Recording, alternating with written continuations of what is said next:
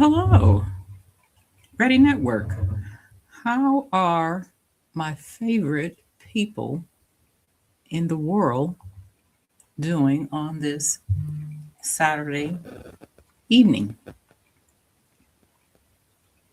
How was your weekend so far? Did you get to do some fun things? I've been busy all day long. As a matter of fact, I have been sitting at this computer for at least 6 hours.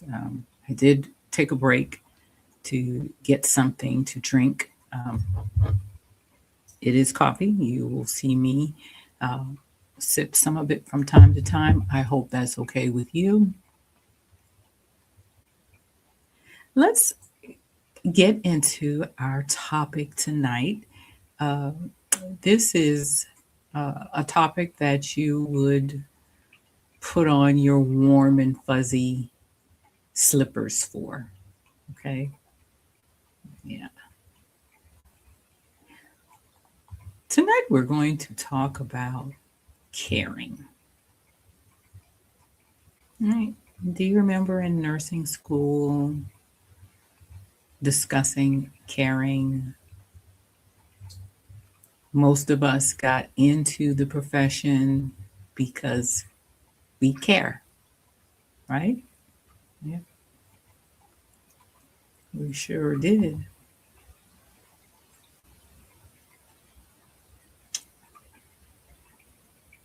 So tonight we're going to dive into caring and the emotional weight that it carries. As a matter of fact, the title for tonight's session is The Emotional Weight of Caring. My name is Savitria. I'm the founder and executive officer for the Independent Nurses Integrity and Readiness Council, or INIRC, where our mission is to advance the quality, integrity, and readiness practice for nurses.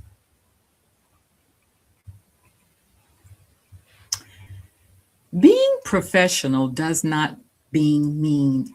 I'm sorry. Being professional does not mean being unaffected. Let's face it. Let's just bring the cat out of the bag. Let's call a spade a spade. Just because you are a professional nurse does not mean that you are exempt or immune to some of the nuances, um, some of the emotional baggage that this profession brings. I want to start there tonight because somewhere along the way, nursing developed this image of the professional nurse as someone who can walk into almost anything, a burning building, right? And come out unscathed. Yeah. We can walk into anything, we can handle anything, finish the shift, go home, come back tomorrow, and somehow remain untouched by what happened. But for those all the way in the back, listen up, listen closely. Nurses are human beings. I know you thought we were superheroes. You know, there's sometimes that I feel like I am. Nurses are human beings. You can be clinically competent, you can be steady, you can exercise excellent judgment and critical thinking. You can provide compassionate care, and you still can be affected by what you witnessed.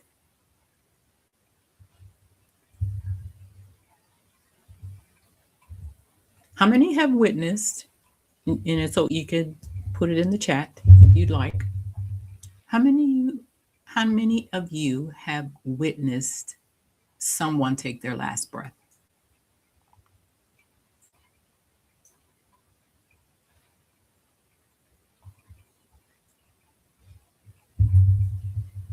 How many of you have participated in cold blues and the patient didn't make it? Mhm.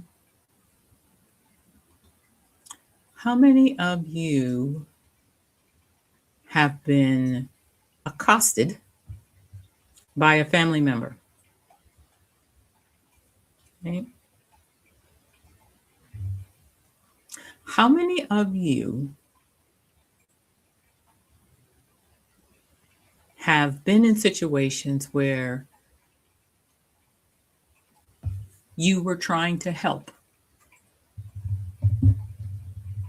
And maybe you did, but the outcome did not turn out the way you expected it to. And then your manager, supervisor, overseer asks you, what could you have done better?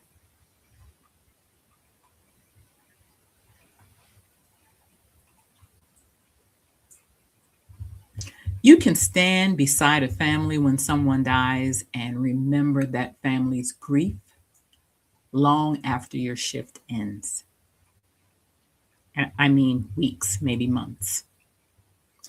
You can care for a patient who reminds you of somebody you love. I know that happens often with me. Excuse me.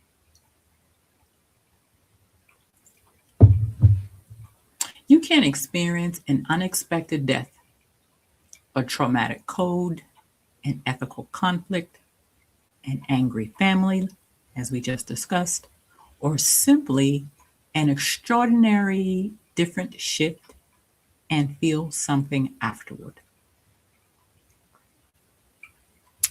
Feeling something doesn't mean you weren't prepared to be a nurse.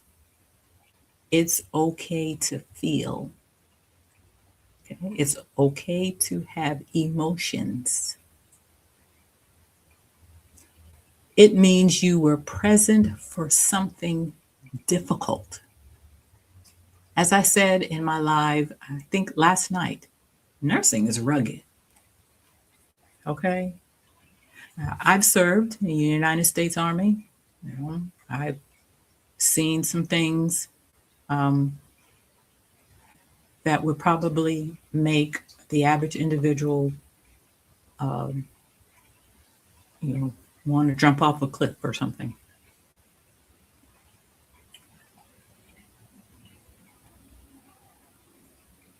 So I have a question. How or have you physically left work, but realized that part of you was still on the unit, back on the unit?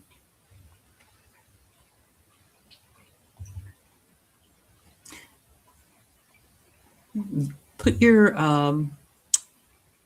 comment in the chat. This is we're just communicating.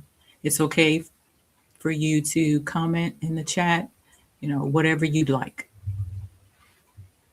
I'd like to dialogue with you. Let's dialogue. Let's rap, as they used to say in the 70s. Let's rap about it.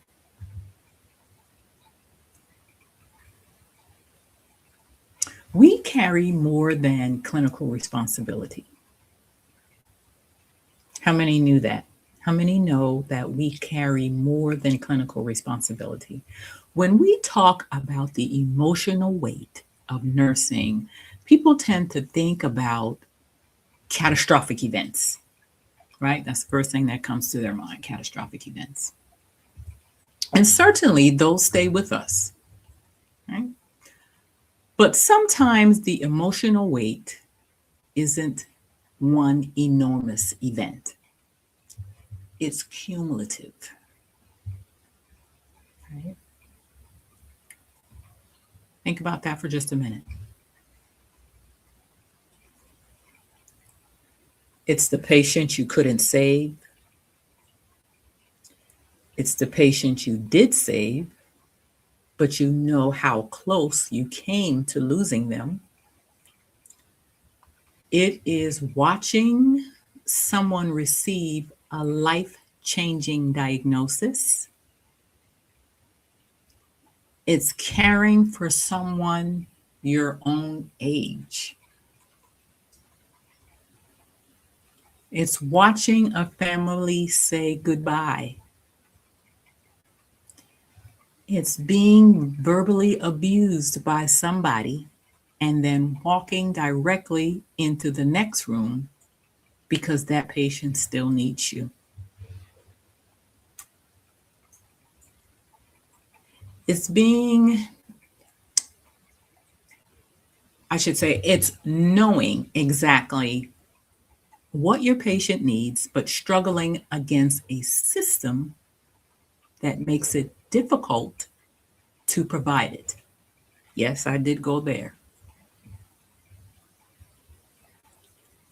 Sometimes it's simply being responsible for other human beings for 8, 10, 12 hours, while simultaneously carrying everything happening in your own life. We have to pause right there because I'm under the assumption that people think that we don't experience anything outside of work. We don't experience the death of our loved ones. We don't experience trauma ourselves.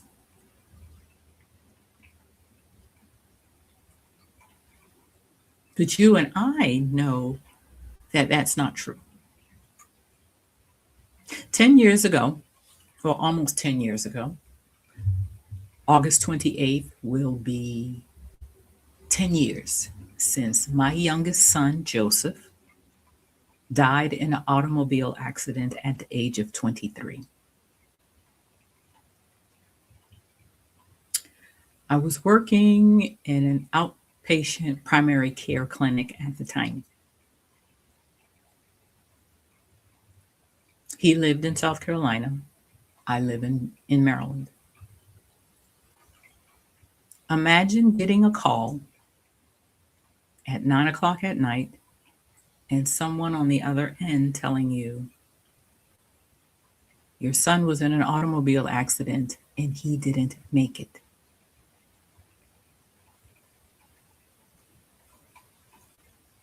Imagine not being able to get a flight until the next morning.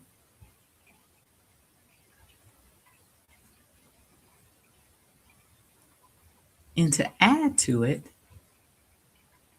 my son had 2 young children that he left behind who were almost 2 and 5 years old. When I returned to Maryland, I took some time off because I knew that I could not totally focus on caring for patients appropriately and executing clinical judgment in the state of mind that I was in. So I sought therapy. I took 3 months off. I returned. Why am I sharing this with you? Even after the 3 months, I was still a grieving mother, having to do my job, care for patients, use clinical judgment, critical thinking for someone else.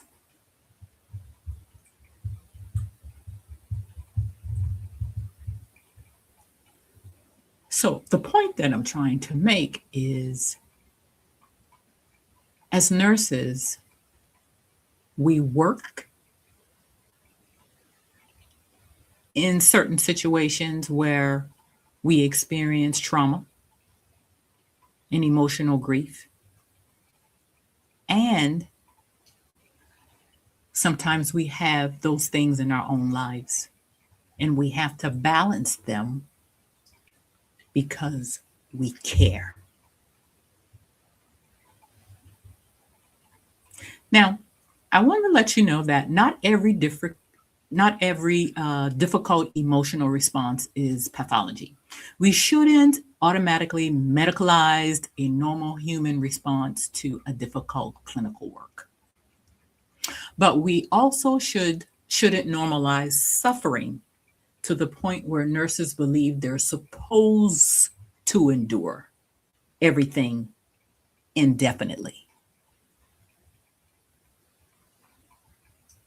I have a question for you, and I'd like for you to drop your answers in the chat, please. What tends to stay with you the longest? Is it the clinical emergencies, the families, or those situations where you knew what your patient needed but couldn't make it happen? What stays with you the longest? I want to know. Inquiring minds want to know.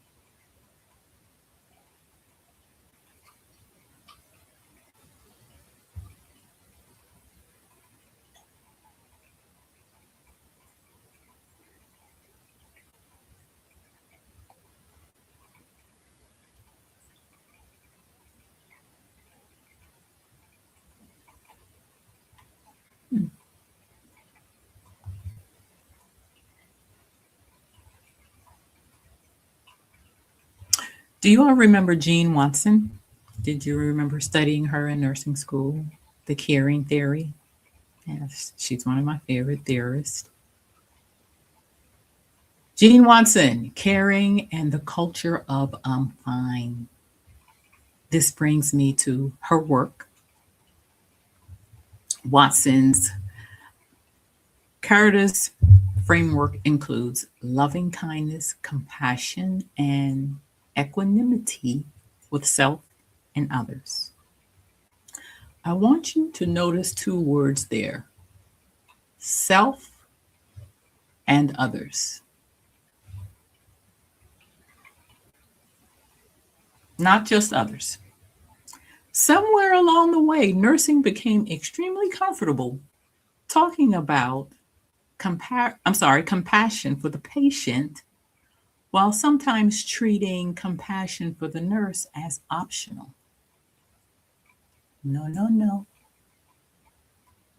We tell nurses be compassionate, be present, listen, be empathetic, give people grace, understand what they're going through. And then the nurse has a terrible shift, and somebody says, or has the nerve to say, shake it off. Don't take it home. You've been doing this long enough. Everybody goes through it. Or the classic nursing check in, you good? And how do we respond? I'm good. Meanwhile, you're absolutely not good. Nursing has historically rewarded toughness, has it not? It's like we're on the gridiron playing football. You know, matter of fact, football season is back. Yeah, go Commanders. Anyway, and toughness has its place. There are moments when we absolutely have to regulate ourselves and function. I mean, it's the nature of the beast. But I'm not convinced that becoming unaffected by human suffering should ever be our definition of professional maturity, ever. Experience can teach us how to process difficult situations. Experience can improve emotional regulation. Experience gives us perspective. But experience does not require us to become indifferent. I have another question for you. Have you ever told a coworker, "I'm fine," when you absolutely were not fine? Put your answer in the chat.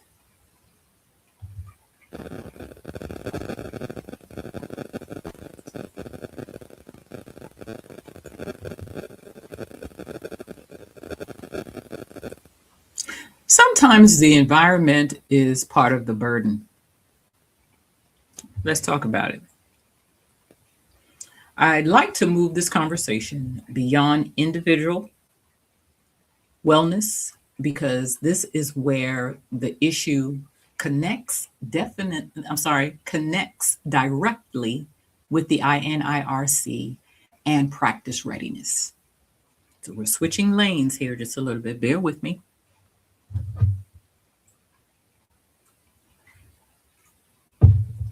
At INIRC, we don't conceptualize readiness as something that exists entirely outside or entirely inside the individual nurse.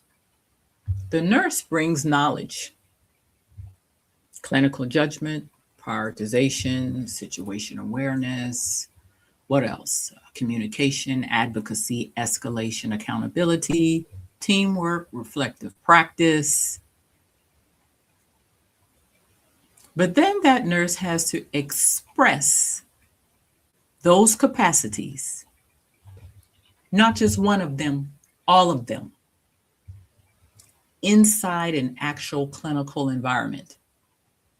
Let me run it back. Let me run it back to you. This is what a nurse brings to the bedside: clinical judgment, prioritization, situation awareness, communication, advocacy, accountability, teamwork, reflective practice. And what she must do, she has to express those capacities inside an actual clinical environment at the point of care. And the environment matters. You may have excellent prioritization skills, but what happens when 5 competing demands arrive simultaneously? You may recognize deterioration immediately, but what happens when your escalation isn't received? You may know exactly what your patient needs, but what happens when the resource isn't available? You may understand that you need to speak up, but what happens when the organizational culture has taught nurses that speaking up comes with consequences? Like my grandmother used to say, I'm preaching now because this is real. What happens when you know that Mr. Brown is deteriorating,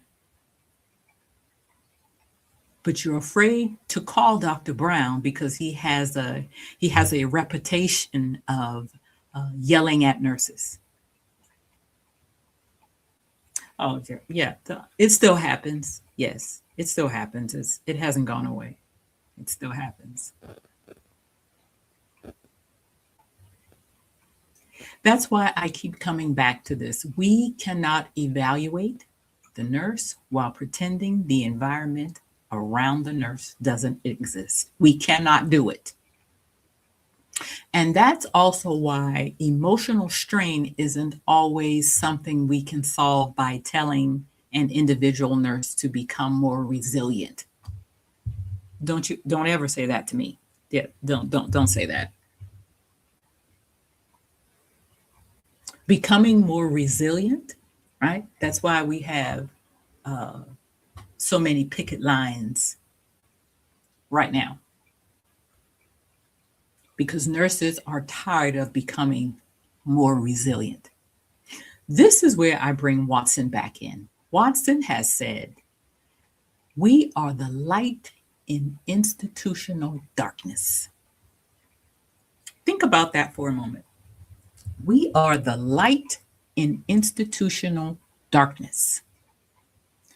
Healthcare institutions ask nurses to bring humanity into extraordinarily difficult environments every single day. That's what we're asked.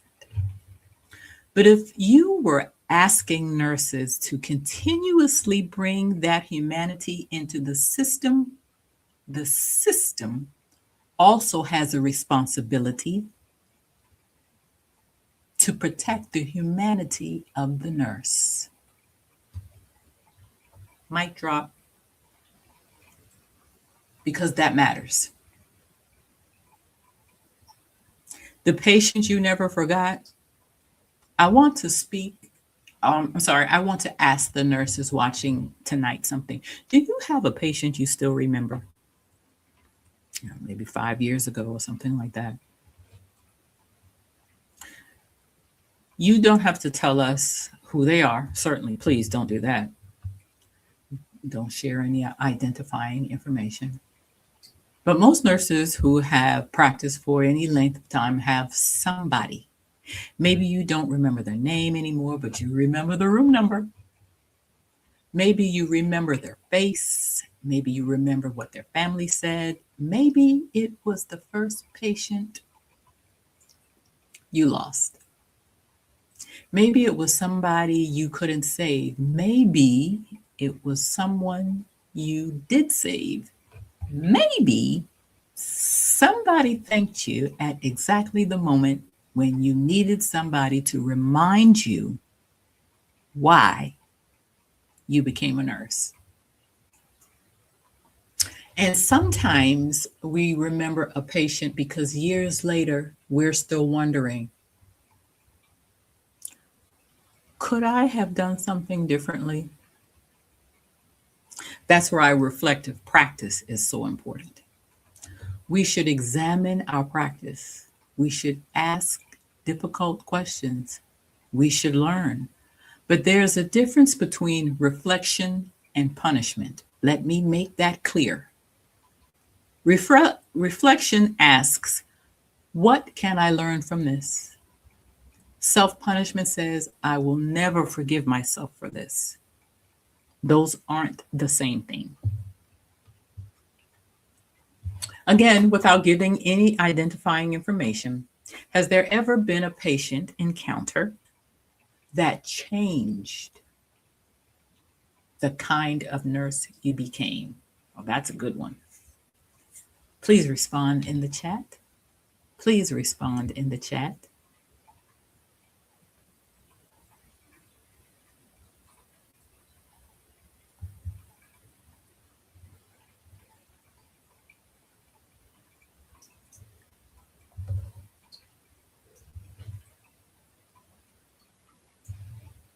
Now let's talk about what recovery actually looks like.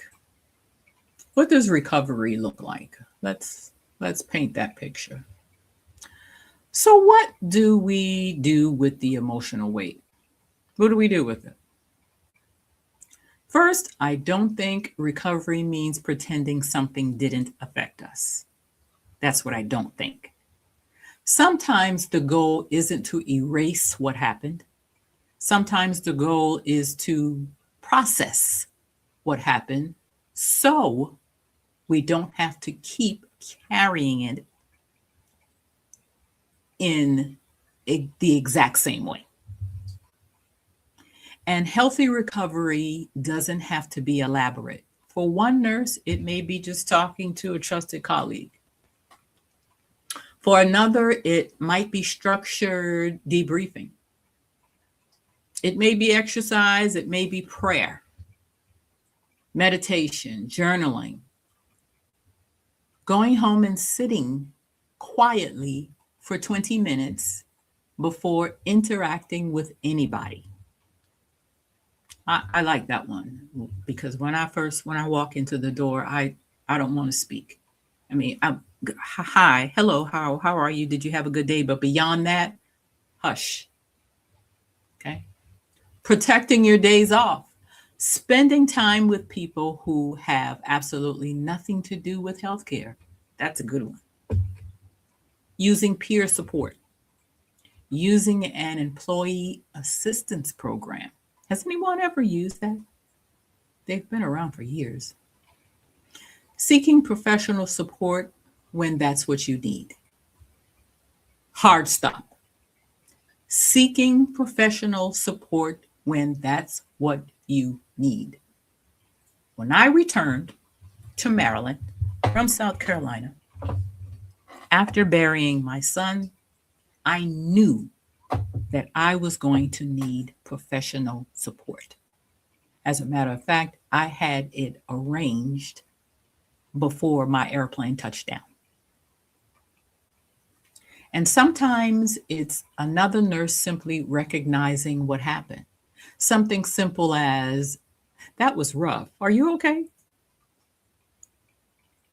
And then actually waiting for the answer.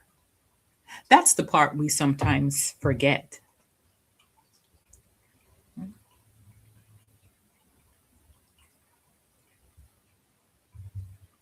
Now let's switch over to another lane. And I want to say it and say it loudly. Resilience cannot become an excuse. Get it? There's another side to this conversation that nursing leadership has to confront. We cannot place the entire responsibility for emotional recovery on individual nurses. Yes, personal coping strategies, they do matter. Yes, resilience does matter. Yes, self-awareness does matter. But organizations also have responsibilities. You cannot create chronically unhealthy working conditions and then hand the nurse a resilience module. Here, take this, do this, have this done because it's almost expired. No, no, no. Let me say that again. Individual coping does matter. Organizational responsibility matters too. If nurses are repeatedly exposed to environments characterized by unsafe workload, ineffective escalation systems, lack of psychological safety, inadequate resources, physical abuse, or other structural problems, we need to talk about those conditions today. Because sometimes what we're calling a resilience problem is actually an environmental problem. And that distinction is central to how INIRC thinks about readiness. The question shouldn't always be, what's wrong with this nurse? Sometimes the question should be, what is happening around this nurse?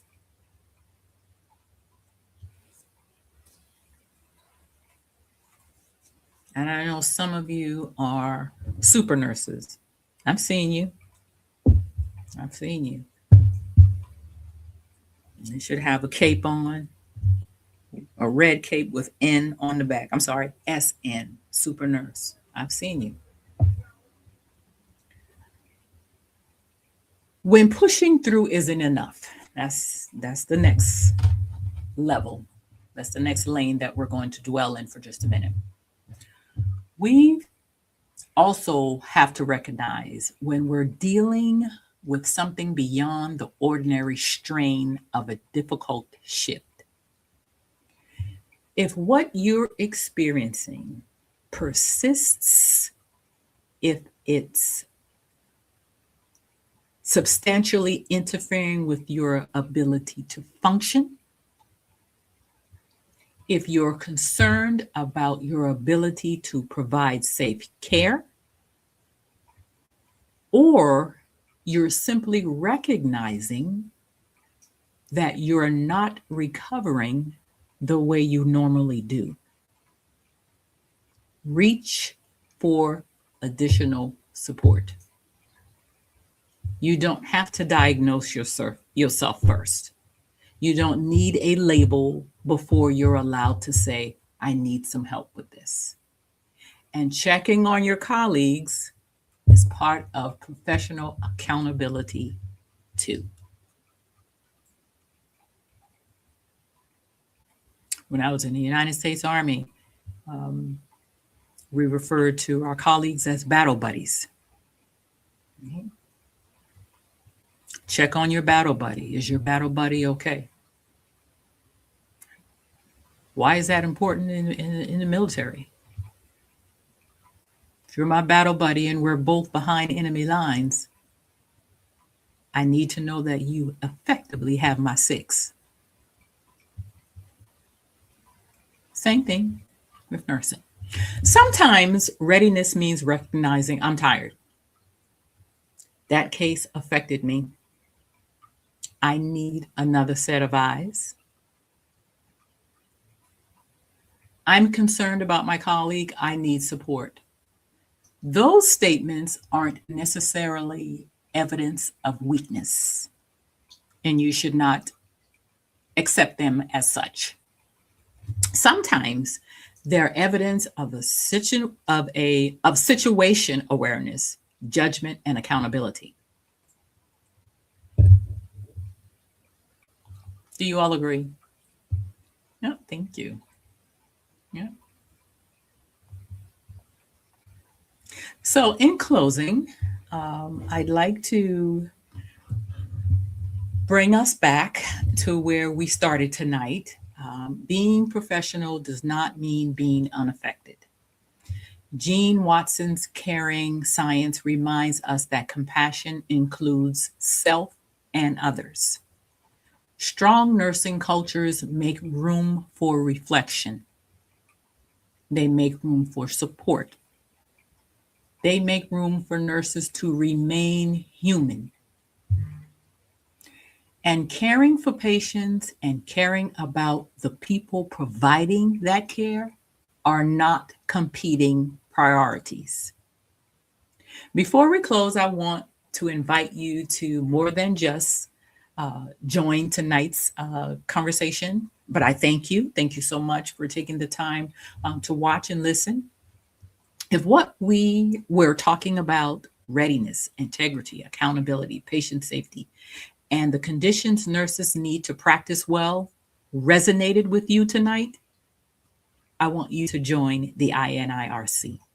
Our mission, 3 levels of commitment.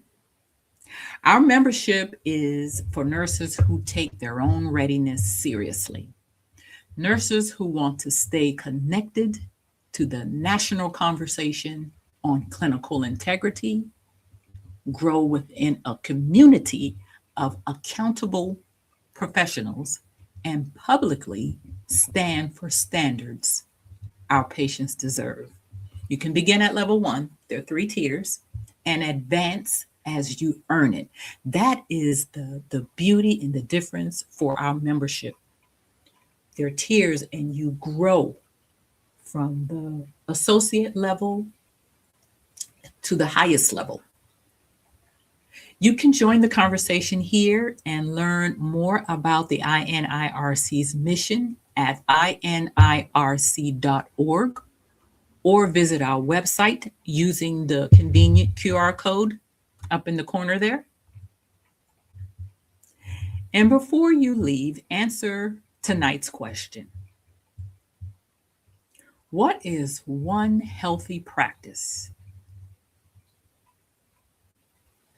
that helps you reset after a difficult encounter or a hard shift? Thank you for joining me. Thank you for all the work that you do. Thank you for being a part of the largest healthcare worker in the United States. Thank you for putting your patients first.